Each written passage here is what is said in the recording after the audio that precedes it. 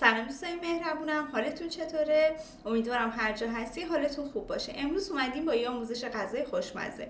امروز می‌خوایم با هم دیگه مرغ ناردونی فوق‌العاده خوشمزه و راحت درست کنیم. مواد لازم برای درست کردن مرغ ناردونی، من اینجا 3 تا از رون مرغ استفاده می‌کنم که از 1 ساعت قبل داخل زعفرون و نمک و فلفل سیاه خوابوندمش و 3 عدد انار دون شده، 2 تا پیاز خلالی شده و 6 قاشق رب انار لازم داریم. بریم که با هم دیگه این غذا رو آماده کنیم. تا آخرین ویدیو همراه من باشیم.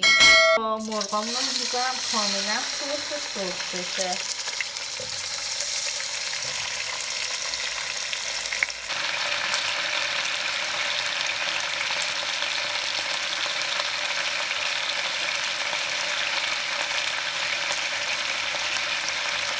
تو همین قابلمه‌ای که مرغا رو سرخ کردم پیازامون هم بهش اضافه میکنم.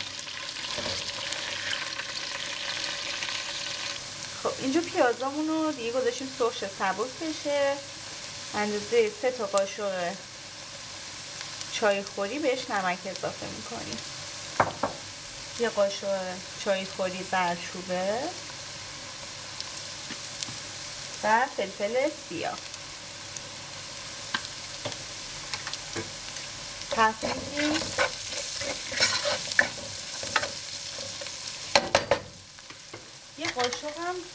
یه قاشق غذاخوری رب بهش اضافه میکنیم، بیشتر نه. تفت میدیم تا توی خامی ربمون گرفته بشه. این صورت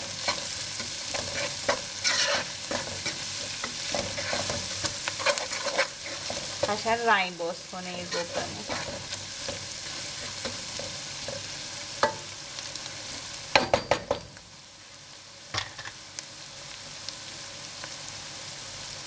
به انارمون رو بهش اضافه میکنم که 6 تا قاشق غذاخوری داشتیم.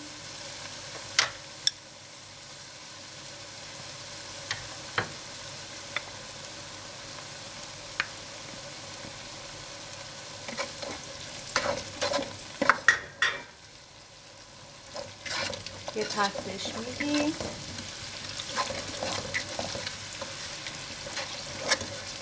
مرغا من که از قبل سرخ کرده بودم میشینم کف تابه.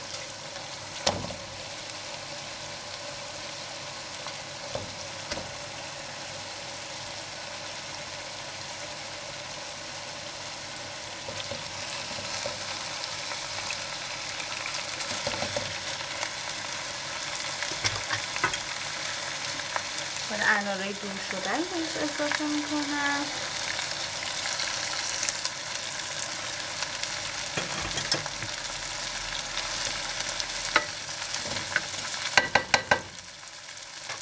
و اندازه 3-4 تا لیوان فرانسوی هم آب جوش بهش اضافه میکنم تا اونجایی که روی مرغامون رو بگیره کافیه.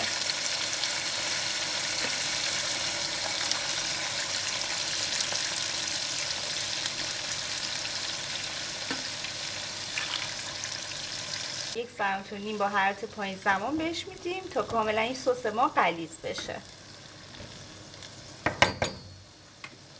دونی ما که دیگه آماده شده. اگه دیدین خیلی ترشه میتونین یه مقدارم شکر بهش اضافه کنین که من یه مقدار بهش شکر اضافه کردم، این که حالت ملس پیدا میکنه، خیلی خوشمزه میشه.